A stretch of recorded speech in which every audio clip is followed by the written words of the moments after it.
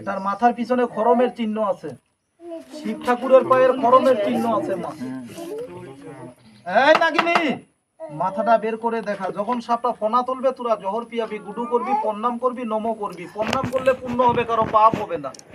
এই মাথা বের কর, প্রণাম কর, জহর মে, জহর মে। যত বড় লোক থাকিস না কেন, দিন ভালো যাবে, মন ভালো যাবে। এই নাগিনি, আমার হাতে একটা কামড় দে।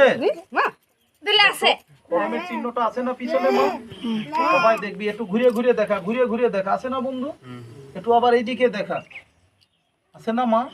আমি বাঁশিটা বাজাবো, বাঁশির তালে তালে নাচবে, তোরা সবাই দেখবি। তবে মিটমুট চাউলের কথা বলে না, আপনারা রাগ করলেন মা?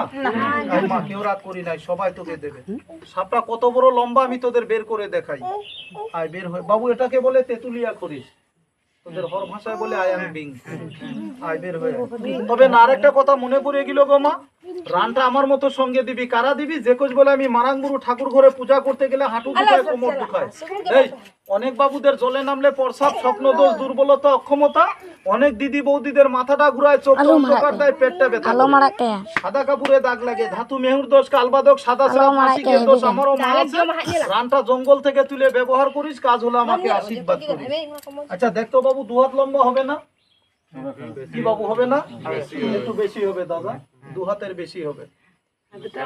আমি দেখাচ্ছি মা, একটা একটা করে সারি মা। এটা দেখা হয়েছে না বাবু?